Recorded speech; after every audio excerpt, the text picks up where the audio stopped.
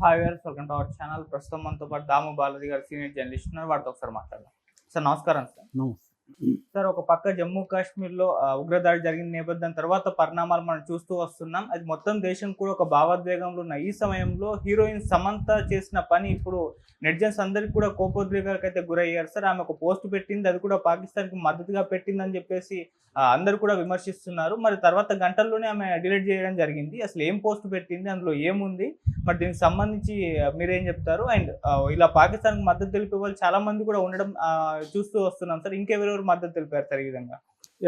Pakistan India మధ్య ఒక tension వాతావరణం నెలకొనింది. మొత్తం ఇండియన్స్ అంతా కూడా ఒక ఏకదాటి మీద నిలబడి పాకిస్తాన్కి వ్యతిరేకంగా యుద్ధం చేయాలని పిలిపిస్తున్నారు. మోడీ కూడా చాలా సీరియస్గా పాకిస్తాన్ హెచ్చరించాడు. అలాగే పాకిస్తాన్కి వ్యతిరేకంగా కొన్ని సీరియస్ స్టెప్స్ కూడా ఆల్రెడీ తీసుకున్నారు. అందులో ఇండస్ వాటర్ ట్రీటీ అనేది ఒప్పందం, సింధు నదికి సంబంధించిన నీటి ఒప్పందం అనేది ప్రధానమైంది. అది కాకుండా మిలిటరీ ఆప్షన్స్ కూడా ఇప్పుడు ఎక్స్ప్లోర్ చేస్తున్నారు. అవి కూడా జరిగే అవకాశం ఉంది. అంటే ఒక రకమైన ఉద్రిక్త పరిస్థితులు అయితే ఉన్నాయి మన రెండు దేశాల మధ్య. ఈ పరిస్థితుల్లో ఇండియాలో కొంతమంది పాకిస్తాన్ని సపోర్ట్ చేస్తూ ఇండియన్ గవర్నమెంట్ని విమర్శిస్తూ కొన్ని పోస్టులు పెట్టడం లేకపోతే మాట్లాడడం జరుగుతూ ఉంది.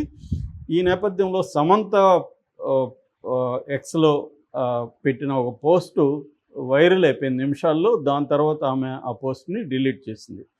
సో ఆమె పెట్టిన పోస్టు పాకిస్తాన్కి మద్దతుగానే పెట్టింది అని చాలామంది నెటిజన్స్ ఆమె మీద సీరియస్గా ఫైర్ అవుతున్నారు. ఆ తర్వాత ఆ పోస్ట్ని ఆమె డిలీట్ చేసింది. అసలు ఆ పోస్ట్లో ఏముంది? ఆ పోస్టు ఒక కొటేషన్ పెట్టింది. నిజానికి ఆమె పోప్ ఫ్రాన్సిస్ చెప్పినట్టుగా ఆమె కొటేషన్ పెట్టింది. ఆ కొటేషన్ ఏందో ముందు చూద్దాం, తర్వాత పోప్ ఫ్రాన్సిస్ చెప్పాడా లేదా అనేది తర్వాత చూద్దాం.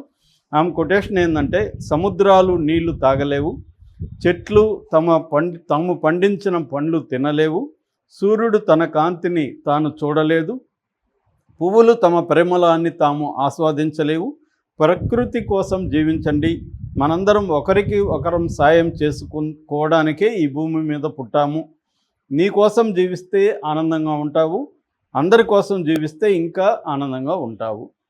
పోప్ ఫ్రాన్సిస్ అనేది ఆమె పెట్టిన పోస్టు. ఇందులో పాకిస్తాన్ని డైరెక్ట్గా సపోర్ట్ చేసింది కానీ ఇండియాని విమర్శించింది కానీ ఏమీ లేదు. నెంబర్ 1.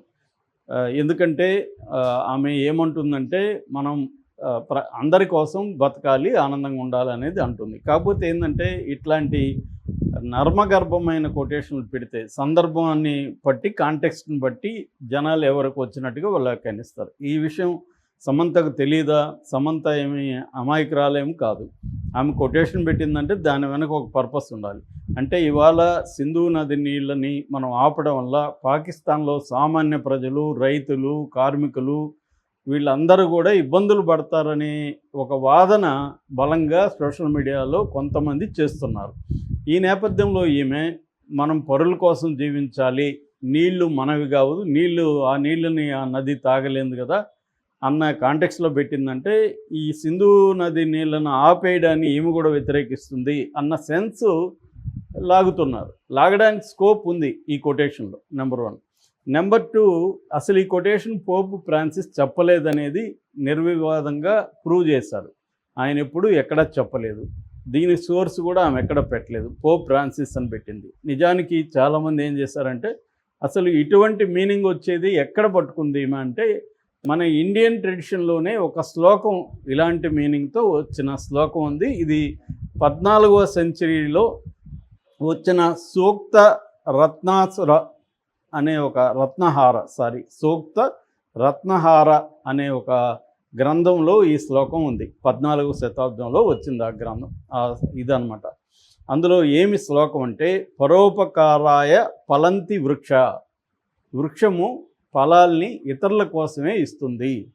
పరోపకారాయ మాంతి నదులు ఇతరుల కోసమే ప్రవహిస్తాయి. పరోపకారాయ దహంతి గావ అంటే ఆవులు, గోవులు ఇతరుల కోసమే పాలు ఇస్తాయి. పరోపకారార్థమిదం శరీరం. సో ఇతరుల కోసమే మన శరీరం ని ఉపయోగించాలి అనేది ఈ శ్లోకాన్ని ఒక మీనింగ్. ఇది ఈమె కొటేషన్కి దగ్గరగా ఉంది. సో దీన్ని ఆమె తీసుకొని పోప్ ఫ్రాన్సిస్ అని పెట్టింది. ఆమె క్రిస్టియన్ కాబట్టి నిజానికి పోప్ ఫ్రాన్సిస్ ఎక్కడా చెప్పలేదు. ఇది హిందూ సంబంధించిన పురాణాల్లో ఇటువంటి మీనింగ్ వచ్చే విధంగా అనేక సార్లు ఉన్నాయి. ఋగ్వేదం దగ్గర నుంచి మన సుభాషితాల్లో కూడా ఇలాంటిది ఉంది. పరోపకారానికి మనం ఉపయోగపడాలన్న కాన్సెప్టు ఇండియన్ ఫిలాసఫీ కాన్సెప్టు. దీన్ని ఆమె పోపుకి అప్లై చేసి రాంగ్గా పెట్టడంతో పాటు ఇవాళ ఉన్న కాంటెక్స్ట్లో సింధు నది నీళ్ళని ఆపేసిన కాంటెక్స్లో ఈమె ఇటువంటి వేదాంతం చెప్పడం కరెక్ట్ కాదు.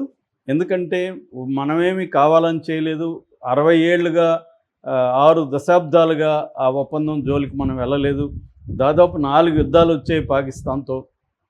పాకిస్తాన్ అనేక సార్లు ఇండియన్ సిటీస్ మీద బాంబులు వేయించడానికి టెర్రరిస్టులను ప్రోత్సహించింది. కాశ్మీర్లో అల్లకల్లోలం క్రియేట్ చేసింది. అయినప్పటికీ కూడా మనం ఎప్పుడు ఈ ఒప్పందాన్ని ఇప్పటి వరకు సస్పెండ్ చేయలేదు. ఇప్పుడు ఎందుకు చేశామంటే ఒక అమాయకులైన టూరిస్టులని అతి దారుణంగా మతం అడిగి మరీ చంపారు. వాళ్ళ పిల్లల ముందు, భార్యల ముందు, వాళ్ళ బంధువుల ముందు అతి దారుణంగా చంపితే ఇప్పుడు కూడా మనం చేతులు కట్టుకొని ఉండాలా? ఇటువంటి నిర్ణయాలు తీసుకోవద్దా? వాళ్ళ ప్రజలు అక్కడ ఇబ్బంది పడితే దానికి ఎవరు బాధ్యులు? వాళ్ళు కదా బాధ్యులు. వాళ్ళ మిలిటరీ కావచ్చు, వాళ్ళ గవర్నమెంట్ కావచ్చు, అది కదా బాధ్యత వహించాలి. మనం ఎందుకు వహించాలి అంటే రేపు ఏదేమైనా ప్రజలు అయితే ఇబ్బంది పడతారు. ఆ ఇబ్బంది పడడానికి మనం కారణం కాదు కదా, వాళ్ళు కదా వచ్చి మన ప్రజల్ని ఇది చేశారు. సో ఒక కాశ్మీర్లో వాళ్ళని చంపడం అనే కాకుండా మొత్తం కాశ్మీర్ ఆర్థిక వ్యవస్థని కూడా దెబ్బతీసినట్టే. టూరిజం అనేది ప్రధానంగా ఉంటుంది అక్కడ. సంవత్సరానికి 3 కోట్ల పైన టూరిస్టులు వెళ్తుంటారు. అటువంటిది ఇవాళ టూరిజం ఆగిపోతుంది. దాని చుట్టూ అనేక వ్యాపారాలు ఆగిపోతాయి. వేలాది లక్షలాది మంది జీవనోపాధి దెబ్బతింటుంది. ఒక ఆటో డ్రైవర్ల యూనియన్ ప్రెసిడెంట్ ఏం చెప్పాడంటే వాళ్ళు చంపింది 26 మందిని కాదు, వేలాది మంది మమ్మల్ని అంతా కూడా చంపినట్టే అని చెప్పాడు. ఎందుకంటే టూరిజం పోతే ఆటో ఇండస్ట్రీ పరిశ్రమకు సంబంధించిన ఆటో డ్రైవర్లు సఫర్ అవుతారు, వాళ్ళ ఫ్యామిలీలు సఫర్ అవుతారు. అలాగా లక్షలాది మంది జీవితాలు ప్రత్యక్షంగా పరోక్షంగా సఫర్ అవుతాయి. అట్లాగే కాశ్మీర్లో ఇండస్ట్రీసు మిగతావి డెవలప్ అవ్వడానికి కూడా స్లో డౌన్ అయిపోతుంది. సో ఇదంతా పక్కన పెట్టి మనం ఏదో వేదాంతం మాట్లాడుతూ పక్షులు అవిస్తాయి, సూర్యుడు ఇదిస్తాడు, మనం పరోపకారం కోసం బతకాలి అన్న సూక్తులు ఎవరికి తెలియదా? ఇక్కడ ఈమెకే మాత్రమే తెలుసా? ఈమె దాన్ని ఖండిస్తే ఖండించాలి, లేకపోతే సైలెంట్గా ఉండాలి. కానీ ఇటువంటి సూక్తులు చెప్పడం వాళ్ళకి కదా చెప్పాలి, టెర్రరిస్టులకు చెప్పాలి. మనం దాన్ని రిటాలియేటరీగా మనం చేస్తున్నాం తప్ప మనమేమీ చేయలేదు. మోడీ కూడా అనేక సార్లు యుద్ధాల వల్ల అందరూ నష్టపోతారు, యుద్ధాలు లేని పరిస్థితి ఉండాలి అనేది అనేకసార్లు మాట్లాడి దానికి తగినట్టుగా పాకిస్తాన్తో కూడా మనం సహృద్భావ వాతావరణంలోనే ఉన్నాము అనేది ఇప్పుడు ఈ మీద తీవ్రంగా విమర్శలు అయితే వస్తున్నాయి. అందుకనే మేబీ ఆమె విత్డ్రా చేసుకునింది. కాకపోతే విత్డ్రా చేసుకునిందా లేకపోతే ఎక్స్ వాళ్ళే కంప్లైంట్ల వల్ల దాన్ని తీసేశారనే దాంట్లో కూడా క్లారిటీ రాలేదు. ఆమె తర్వాత దీనికి సంబంధించేటువంటి క్లారిటీ ఇప్పటి వరకైతే ఇవ్వలేదు, ఇస్తుందేమో చూడాలి. ఇక ఇలాగే మాట్లాడిన కొంతమందిలో ప్రధానంగా చెప్పుకోవాల్సింది అస్సాంలో ఒక ఎమ్మెల్యే. ఆయన వచ్చి all India United democratic front AIUDF పార్టీకి సంబంధించిన ఎమ్మెల్యే. అతని పేరు అమీనుల్ ఇస్లాం. అతను చాలా దారుణమైన కామెంట్స్ చేశాడు. అదేంటంటే ఈ చంపిన వాళ్ళు పాకిస్తాన్ వాళ్ళు కాదు, ఇండియన్సే, ఇదంతా కూడా మోడీ కుట్ర అన్నట్టుగా చేశాడు. 2019లో కూడా ఈ ప్రభుత్వాలు కుట్రబన్ని పుల్వామా దాడి చేయించి వీళ్ళే పాకిస్తాన్ మీద దాడి చేసి ఇవన్నీ చేశారనేది ఈయన ఆర్గ్యుమెంటు. దాంతో ఆయన మీద సీరియస్ కేసులు పెట్టారు, అరెస్ట్ చేశారు.